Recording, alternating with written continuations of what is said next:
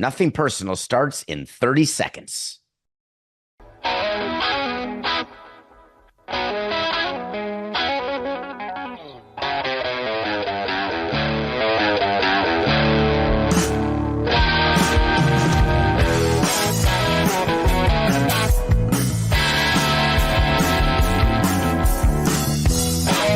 It's just business. This is Nothing Personal.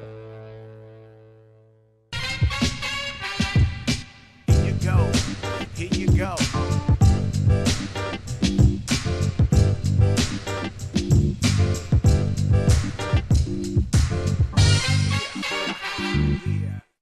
Gold. That's the Nothing Personal word of the day. It is Monday, April 5th. No, it's clearly Monday, August 5th. Hey, I'm in Vancouver. We are live at 5 a.m., but you knew I'd be here for you, so I'm going to do that again. For those of you listening at home, you may not even know the difference. 4-8-69. Gold. That's the Nothing Personal word of the day. It is Monday, August 5th, 2024. The Summer Olympics are in full swing, and this year they are bulging with storylines. So many things happened over the weekend. I had a choice. Coke and I were debating, going back and forth at ungodly hours after ungodly flight delays, leading me to have many, many hours of sleepless moments in airports with Tom Hanks, going from terminal to terminal. And here's where we landed, because it's really unbelievable. You may not like tennis. You may think that you don't follow it, but you know who Djokovic is. You know who Nadal is. You know who Federer is. You know you've lived through this time, no matter how old you are, no matter what demographic. And we looked at the demographics of Nothing Personal, and we came to the conclusion there's not one age you can be and not have those three men as your GOATs, not just of your life, but you realize in the history of tennis, and they're all playing at the same time. But of course, GOATs get old. Father Time wins. Federer retires. You can watch a documentary. We haven't reviewed it yet. The 12 final days of Federer. It's only okay. Nadal's body has been devastated by injury, because that's what you have to do to be a GOAT. You have to have reckless disregard toward what your body will feel like when you're older, and being older as an athlete is not old.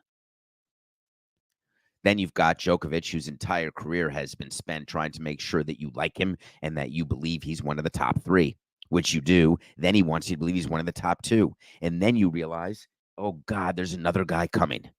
His name is Carlos Alcaraz. The thing about him is that Carlos is going to be really good, but really good like Federer, Nadal, Djokovic good. Well, he's got 4 Grand Slams. I think he's 21 years old. Could he catch Djokovic? Boy, he'd have to be good for a long time. No injuries, dominance, repeated dominance.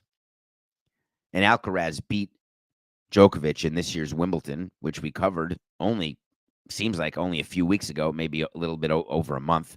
And they met for the gold.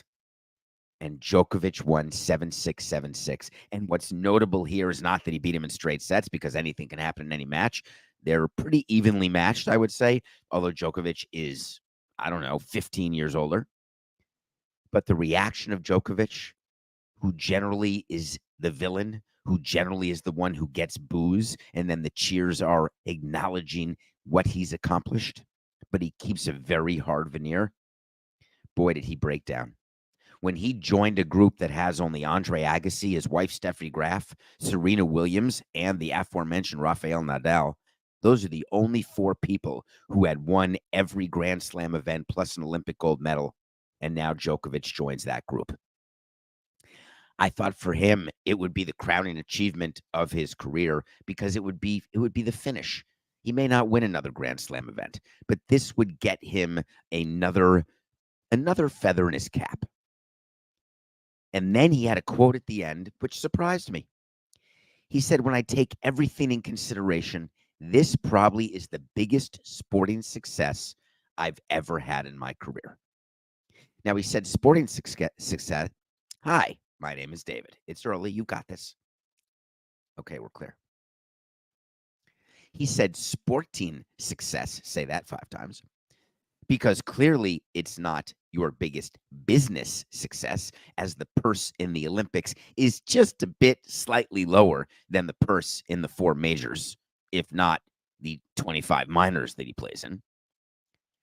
Representing his country, Serbia, gives him a sense of patriotism, a sense of love for his country. That certainly counts. But he said sporting success. So he could have said in terms of country, he could have said in terms of money. The word he used was sporting, and I focused on it. I gave it a little thought, and it occurred to me that in his mind, when he says sporting success, he's counting anything that he's done on the court, anything he's accomplished on the court. Because you could argue winning the gold medal is cooler than winning the trophy at Wimbledon or the trophy at the US Open or the French Open or the Australian. That you get the gold medal, the actual trophy is cooler.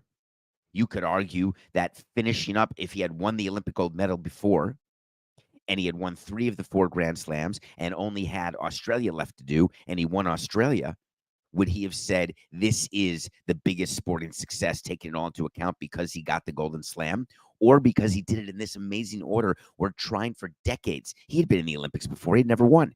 That finally he won it. And then I realized, David, stop it. Just stop it. Why can't you just be okay with Djokovic saying this is the biggest sporting success he's ever had, congratulate him on the Golden Slam, and move on? And so I am. But it was cool to watch. I thought watching the men's 100 was always cool because that's something that I can relate to. Now, I could always relate to tennis as well because, wow, I couldn't return that serve, either in table tennis or regular tennis. I can't get to that ground stroke.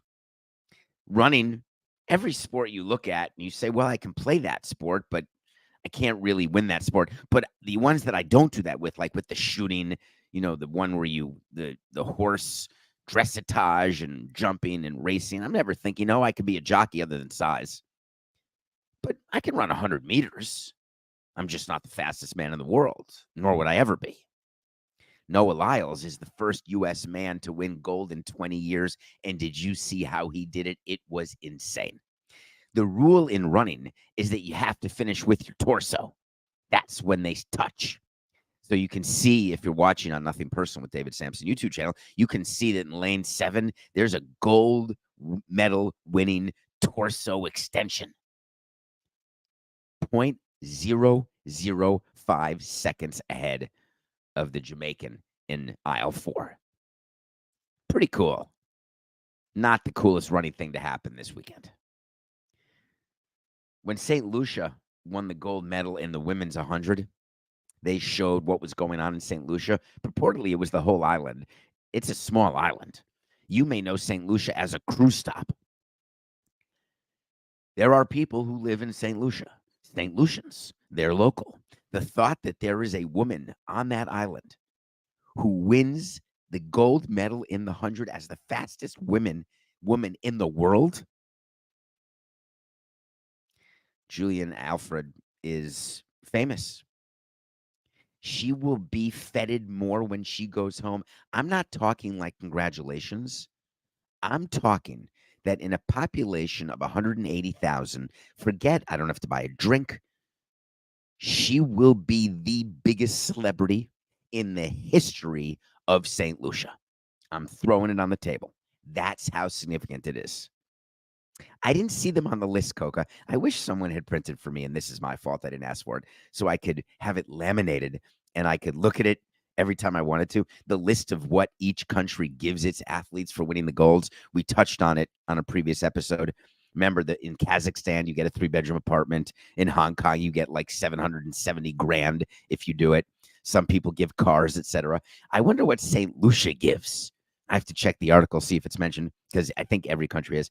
St. Lucia won a gold medal. She's popular. Men's basketball is on their way. They're in the medal round. How about Greece? Greece is in the medal round with Giannis, thanks to South Sudan losing to Serbia despondently. Too bad. They were a great story. I wanted them in the medal round only because the story of South Sudan would then continue. The smallest country, the newest country, out of nowhere, funded by Luol Deng. Some sort of referee discrepancy, they were claiming. Free throw discrepancy. Referee bias. What are you going to do? Men's basketball is in a terrible position in the medal round. It is gold or bust. That's it. There is no settling for silver. This is not where we would celebrate a silver medal. The pressure on that certainly doesn't seem to be impacting the players. The team hasn't exactly covered when we needed them to against South Sudan. But that said, they're on their way. I got a few more things for the Olympics that happened this weekend. Can we just take a minute, please, and celebrate Katie Ledecky? Figuring out Katie Ledecky's business going forward is going to be interesting. She could go the Michael Phelps Bong route, or she could go the Mary Lou Retton Wheaties route. She could go the Mark Spitz route. She could end up becoming some sort of celebrity. It's so different this year, and we're going to talk about that later in the show. The social media part of the Olympics has changed so much. The ability for players to be popular changes so much. The ability for them to monetize changes so much. Katie Ledecky, if you don't know her, she and Michael Phelps, period. Those are the only swimmers to win 4 Olympic golds in the same event. The Olympics don't happen every year. 4 golds, 4 events. It's unheard of. That means she's been swimming for well over a decade, in case you don't want to do the math. I want to take a minute on the Seine. We've well covered this. Swimming in the Seine, not a good idea. It's a sewer. €1.5 billion, clean it up, and then the rain comes. Go listen to a previous episode where I explained that if you don't spend money to clean something up and account for a rainstorm, my guess is you misspent your money. It's like building a stadium, San Francisco, and saying, oh, man, where are the bullpens? True story. If you want to know why there were no bullpens in San Francisco. True. So the triathletes go into the Seine, and then rumors come out. I have a hard time keeping up with all the rumors. The Belgian swimmers are in the hospital. They're sick. They have E. coli. They swallowed part of the Seine, and now they can't compete. Then it came out that that's not true. They're not in the hospital. It's not because of the Seine. Belgium is not releasing information about anything relating to her medicals. A woman from Switzerland, sick but not in the hospital. Yes, because of the Seine. Switched out the team. Couldn't participate in the next event, where they did just swim today in the Seine again. Do you think for 1 minute there was a chance that the Olympics would go on without swimming in the Seine? It had become almost the biggest thing focused on. You think they would allow that level of PR nightmare? You think I'm being cynical? We will hire anybody to test that water. Wink, wink, we're good to go. I believe that. I've been a part of where you want people to think, oh, it's not going to rain. Come on, warm up your pitcher. That's small-time stuff, dealing with player injuries and trying to get a competitive advantage. When you're dealing with something as big as PR, can you imagine not opening your stadium on opening night because there was one bathroom not working? Because you ran out of hot dogs? You move forward.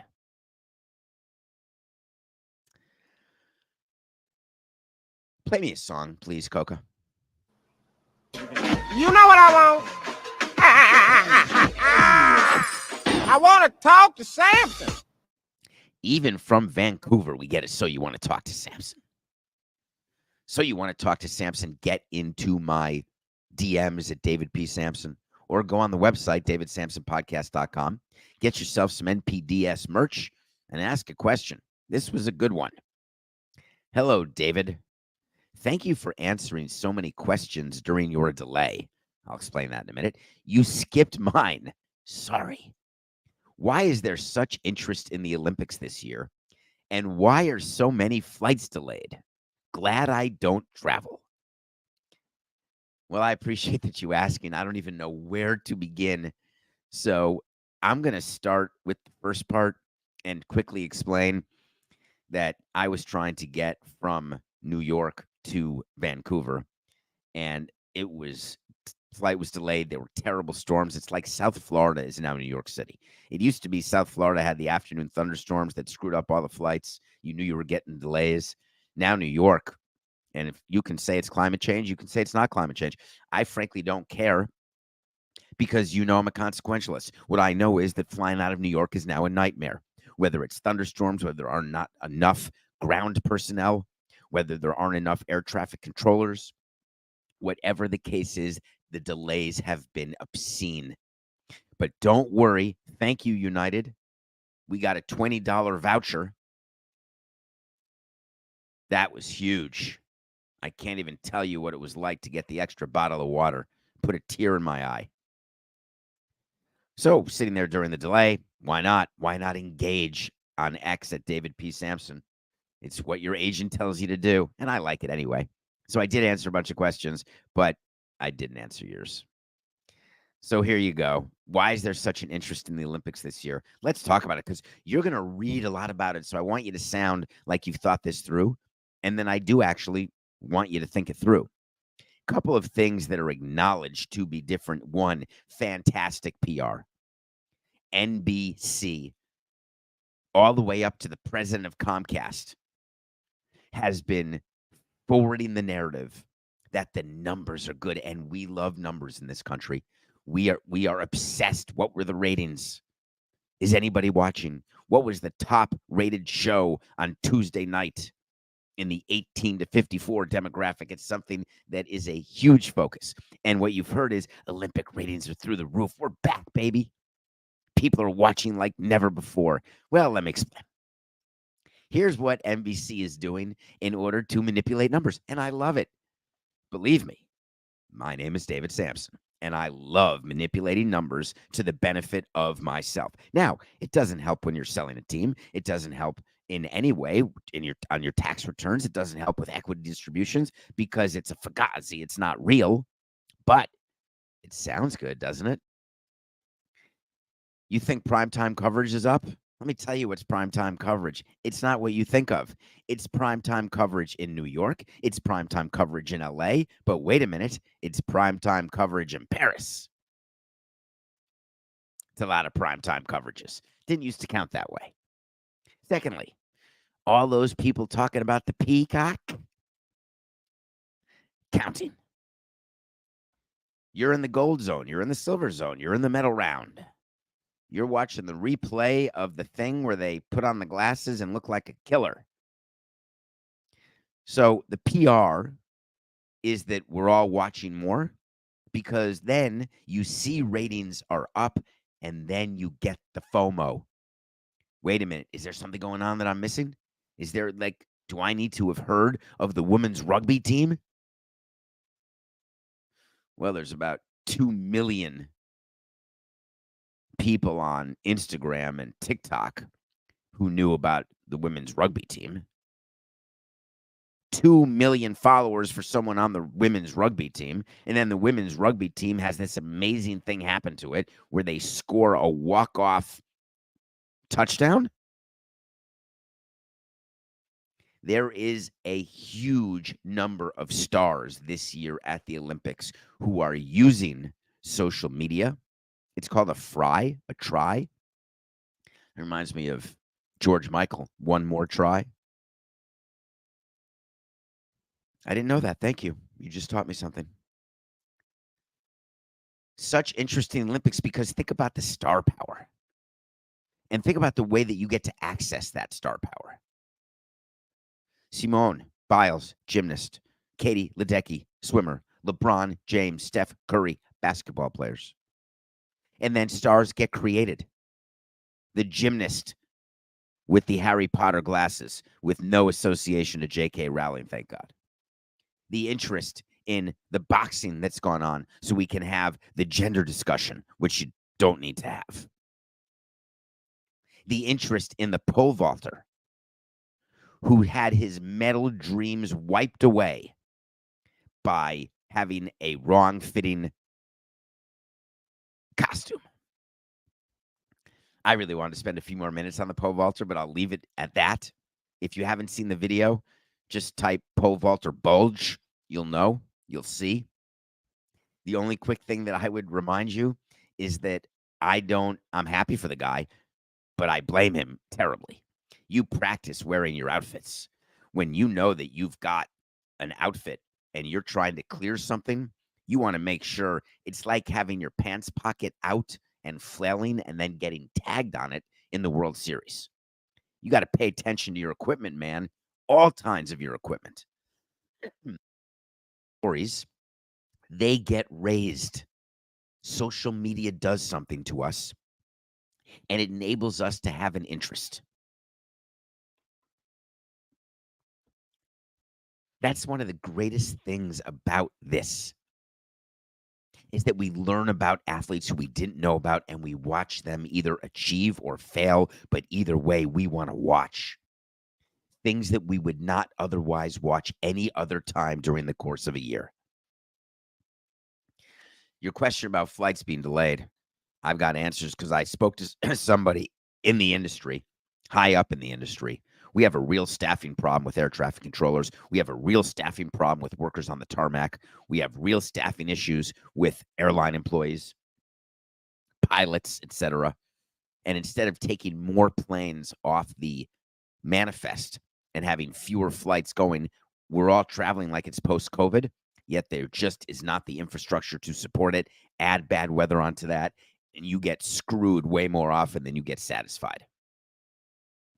Sounds like the Bunny Ranch.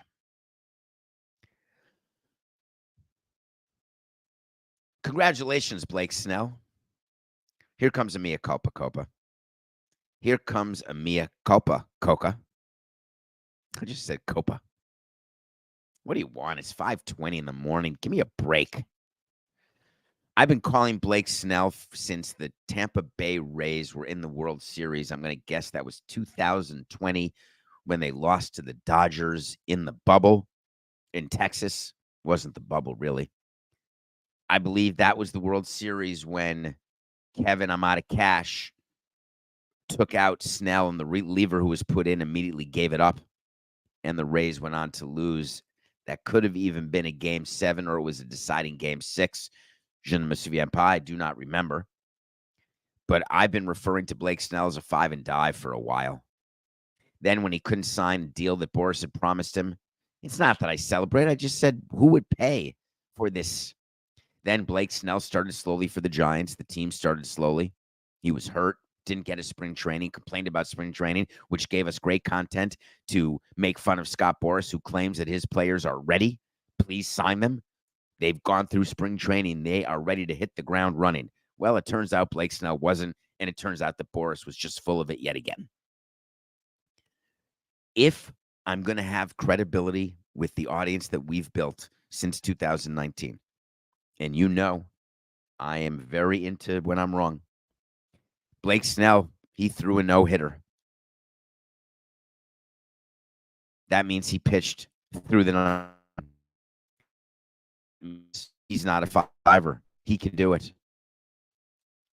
Blake Snell, instead of celebrating after the no-hitter, wanted to make sure that he spoke directly to Samson. Complete game, shutout, no-hitter, leave me alone.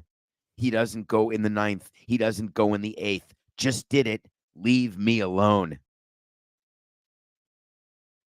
Before pitching that no-hitter, Blake Snell had pitched in the eighth inning once in his last 150 starts. This was the first complete game of his entire career. He's won 2 Cy Young Awards already. First complete game. 201 starts. Never completed it. So am I supposed to do the mea culpa and say, you know what, Blake, you're right. I'm going to leave you alone because you're not a 5 and dive guy. You just pitched into the 9th inning. Hallelujah. Hallelujah. Next start, you're going to pitch into the 6th. Can you imagine if we, as baseball executives, would take a look at the action of a player during his best moment only and base our evaluation on that? That would be the same as basing our evaluation on a player who goes 0 for 4 with 4 strikeouts and say, that's it. The golden sombrero. Good luck. I think that's 3, 4, whatever, 5, 0 for 12. See you later. I'm not changing my evaluation on paying a pitcher $30 million. It gives you 5 innings. That's the equivalent of giving him $45 million a year because you want your starting pitchers to be able to get you into the 8th. And don't give me the argument we built ourselves a lockdown bullpen. We're the San Diego Padres. Give me Tanner Scott. I think he gave up a home run. Give me Adam and give me Suarez, and then give me a win. Yes, we all try to build our teams that way. Hey, let's shorten the game. Make it a 5-inning game. Is that a coincidence that we all say it because our starting pitchers can't go past 5, and that's the only way to win is to have a lockdown bullpen, which is impossible to have on a nightly basis. It's hard to get. That's why openers, people think openers, what a great plan. That's what's going to happen. A bullpen game in the World Series, like it's a dream. It's a nightmare. It is very hard to get 4 pitchers to be hot in the same game, to say nothing of 8. Oh, we got 8 great guys blowing 99. 8 of them to be on, make no mistakes, all in the same game. It's not the right plan. So congratulations. It's not that I'm not congratulating Blake Snell. I am. He threw a no-hitter. It's cool. I'm happy he pitched a complete game. Does this mean that he's now a completely different pitcher and we should leave him alone? Maybe for today. The person who's not going to be left alone, the person who's finished, attention all Yankee fans, attention all Yankee fans, you've got a few more months to watch Gleyber Torres as a Yankee. He's done. D-O-N-E, finished. He got benched by Aaron Boone this weekend. You got to, it's funny. I didn't like to give young players excuses on hustle plays.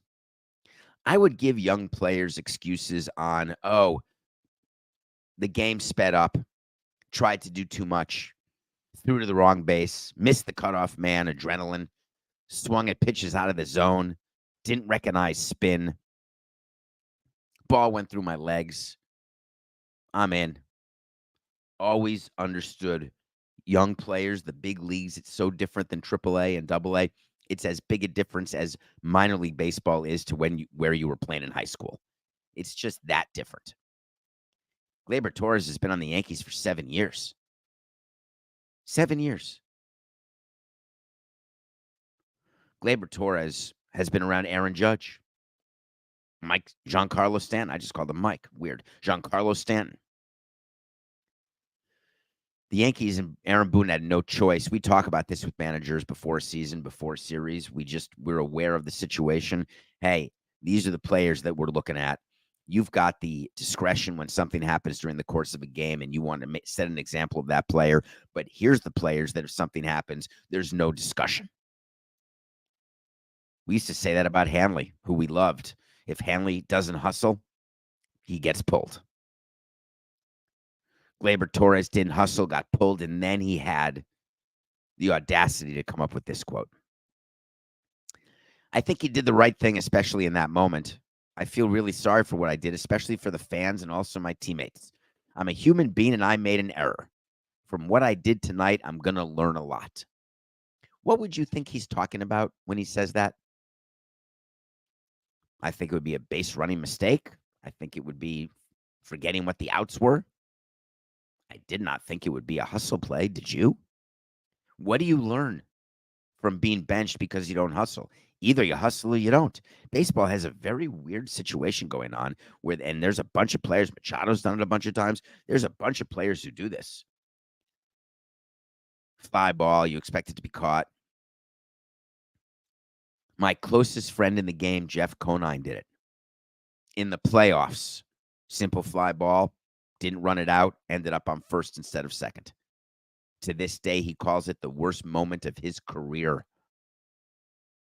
He ended up getting to second base on a walk and scoring, but doesn't matter. The hustle play, you're taught as a 3-year-old. That's how life is. You don't hustle, you get passed. You don't hustle, you get looked over. You fail. And hustle doesn't have to mean to run. Hustle is anything you do in your life. You do it right. You don't do it with laziness. Given Jazz Chisholm on the team, given that Gleyber Torres is not exactly performing as though he's going to Cooperstown, I think it's pretty safe to say that you're seeing Gleyber Torres in his last moments as a Yankee. He's a free agent at the end of next year. They are not going to bring him back. As a matter of fact, I'm so positive they're not going to bring him back. We're going to make it an official wait to see. Wait to see when we tell you something's going to happen. If not, not. If yes, yes. Either way, you're going to hear about it again. And it's in the document on davidsamsonpodcast.com. Forget the gas bags. We've got accountability. Wait to see. Torres is not a Yankee next season. I like my chances. Let's go to break. When we come back, I'm going to review a movie I watched when I had plenty of time to watch movies. And then I will give an update on something that happened in Kansas City. There's a lot of misunderstanding. If you remember the Jackie Robinson sculpture theft, I want to give you an update about that so we can be clear. And we'll do it all right after this.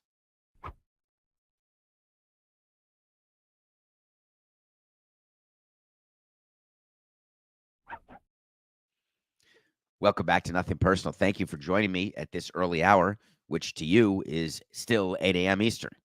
For those of my loyal people on the West Coast, I appreciate you. I am right there with you. No matter how many delays, no matter how much I'm doing during the course of a day, I'm still watching a movie. There's a new movie out with Sean Penn and Dakota Johnson. I saw they were starring in a movie. It's called Daddio.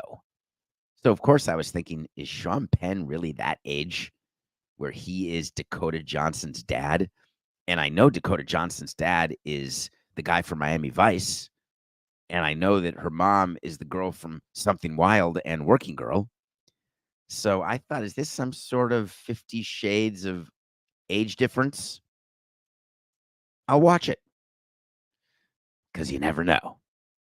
It turns out that Dakota Johnson gets into a taxi at JFK and needs a ride to the city from a driver who happens to be Sean Penn. In what it can only be considered the worst nightmare of all, for me, the taxi driver starts talking to Dakota Johnson. And I don't mean the type of talking that just is, hey, where do you want to go? I mean the type of talking that is pretty personally intrusive. Borderline creepy, but clearly intrusive. Luckily, the movie's not made with me in the backseat because I would have said, I'm sorry, I'm on the phone, and I would have pretended to be on the phone, or I would have said, sorry, in the mood to talk. That wouldn't make a good movie. Dakota Johnson said, I'm very interested in what you have to say. May I call you Daddio? I'm making fun of the premise because it's absurd. And then you realize that the whole movie is just Dakota Johnson in the backseat of the cab, Sean Penn in the front seat. Now, luckily, it'd be a very short movie from JFK because she landed late. You can get down into the city in 38 minutes. If there's traffic on the Van Wyck, maybe 45. It can be up to an hour. This was a movie, an hour and 40. I'm thinking something's got to happen. Of course, I'm an idiot. There was an accident on the Van Wyck, and they were stuck there. So that's good because if you're driving, then in theory, you have to look where you're going, even though you're not really driving. It's a movie, and you can't look back and talk through the glass to Dakota Johnson. So there's an accident. They get to talk. Then I started listening to the script. I was a little negative at this point. Not going to lie to you. And then I realized they got into this incredibly meaningful discussion. For the discussion alone during the accident, for the reason why the movie is called Daddio, for the epiphanies that each character has during the course of the movie and then at the end of the movie, this movie is worth watching. It is bizarre to me that I'm suggesting this to you. I wouldn't want to waste your time. You know I hate that. I love that you give me 50 minutes of your time every day. If you can watch the movie Daddio, watch it, but you gotta be in. Just be in. Speaking of being in, somebody's going behind bars. I'm talking to you, Ricky. He pleaded guilty to the theft of the Jackie Robinson sculpture this weekend. Do you remember the Jackie Robinson sculpture that was in Kansas City, got cut off at the legs, and everyone assumed it was a racist act? Turns out it wasn't racist at all. It turns out it was a drug addict. Turns out that this person wanted to steal the sculpture, melt it, and sell it for parts. When you are a fentanyl addict, and it is a major problem in our country, something that has to be addressed, I don't care if you're a conservative or a liberal. If you care about people, you care about people who think they're doing one thing and all of a sudden they're dead. You care about the fact that we have addicts who expect to be taking the pills that they're addicted to, and then it becomes fentanyl and you die. Or worse yet, you become addicted to fentanyl and then you die. And if you're not lucky enough to die, then you have to steal stuff because you have no money because you're an addict. This guy got 15 years in prison, but it's being reported slightly incorrectly, so I want to make sure that you have it right when you talk about it. Stealing the sculpture, that's 1.5 years. The other stuff that he stole, because he stole a lot more to support his fentanyl habit, 13.5 years for all that. All in, 15 years behind prison. It may be the only thing that'll save his life. Maybe the only thing that'll get him clean. He said to the judge, I let fentanyl take over and made a lot of poor decisions. I never meant to hurt anybody. I'm embarrassed. I'm ashamed. Whatever you do today, he said to the court, I accept. I'm ready. I believe I am where I'm supposed to be right now because at the rate I'm going, I might have been dead. People talk about our judicial system all the time. And it's got overcrowding. It's got racism, sexism, conditions that would make you blush in anger and frustration, a level of deterrence that works for me that for some reason doesn't work for everyone, but it should. Sometimes prison is better than freedom. Think about that concept, where you have to be to say that. And coming from someone who values freedom more than anything, it is 37 minutes into a 50-minute show. See you later. I can leave. I've got the freedom to leave. Can you imagine choosing prison over freedom?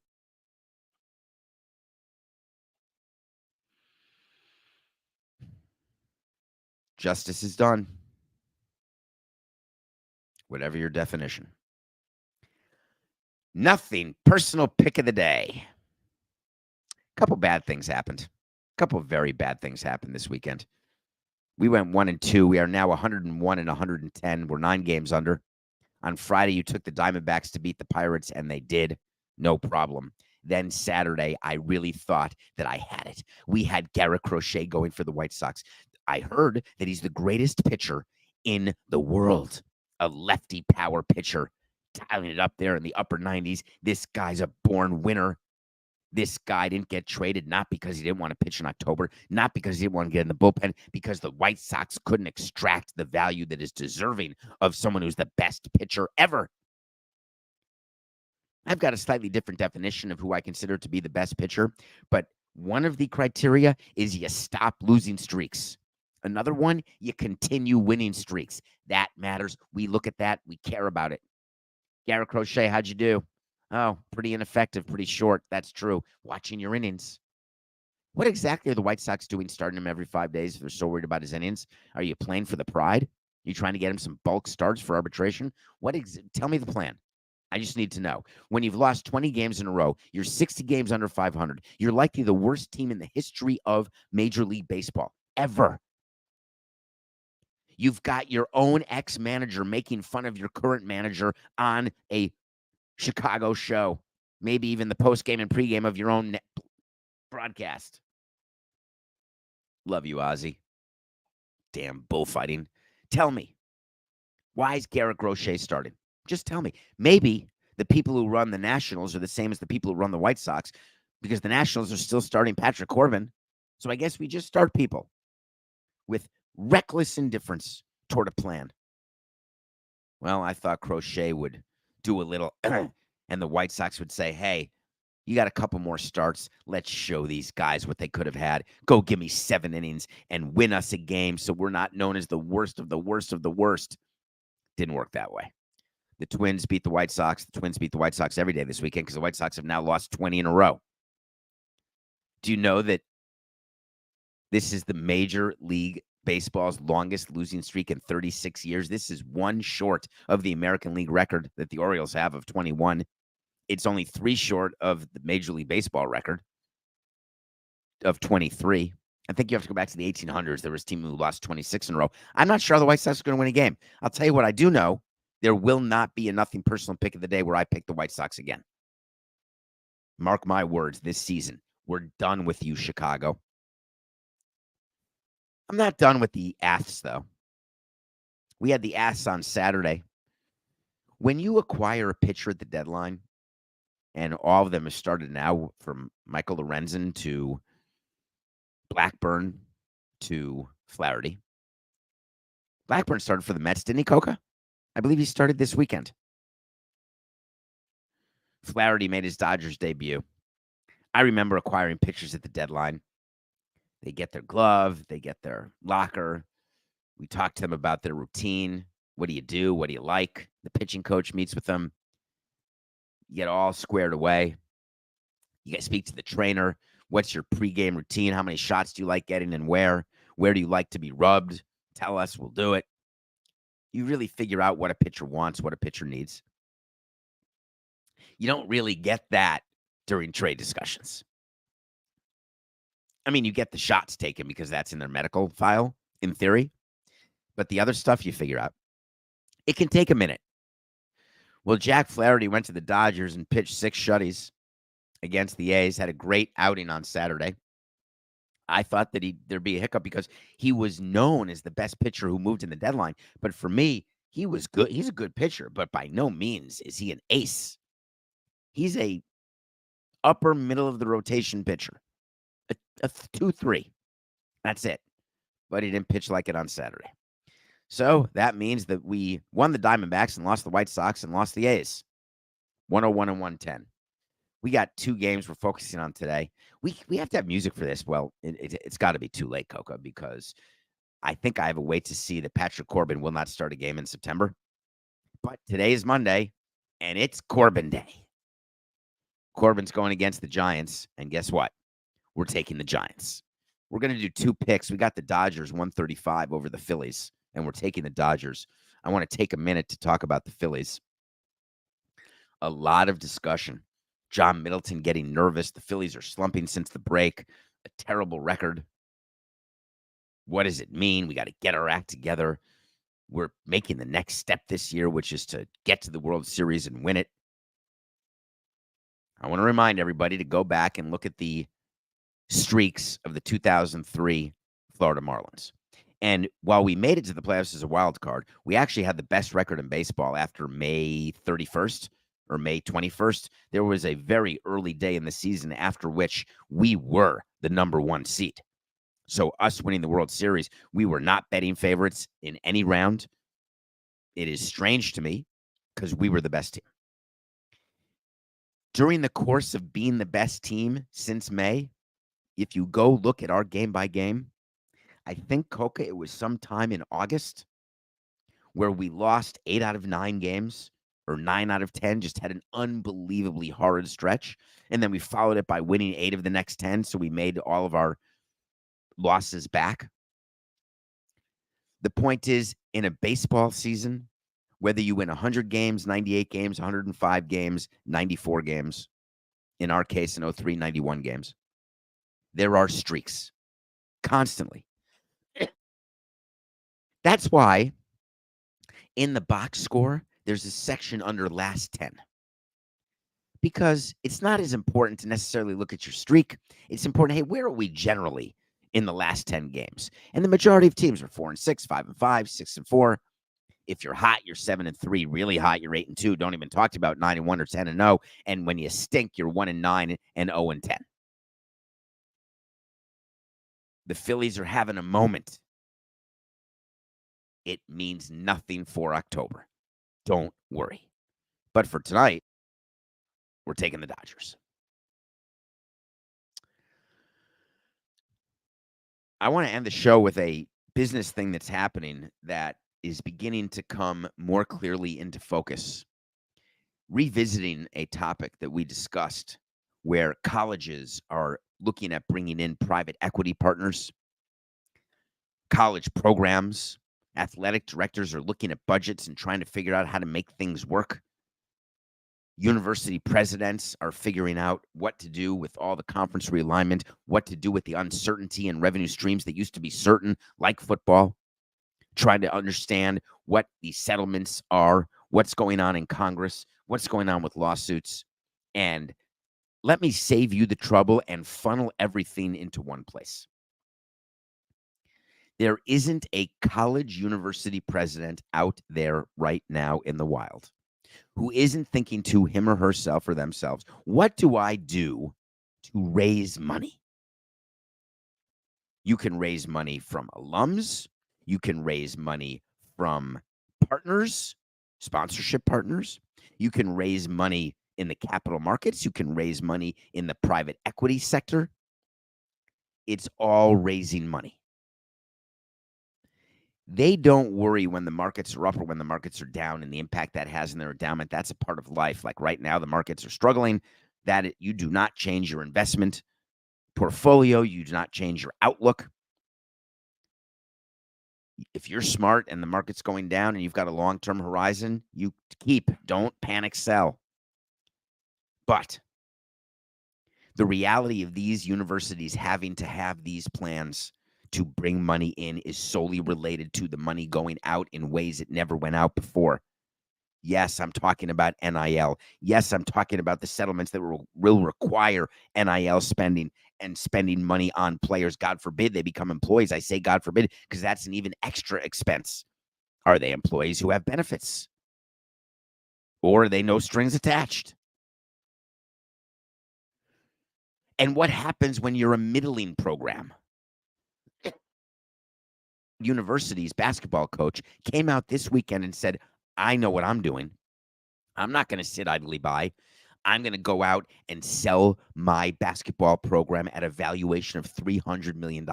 Howard University, the basketball program, he put a worth of $300 million and said, I'm going to go find somebody to buy a third of my company for $100 million.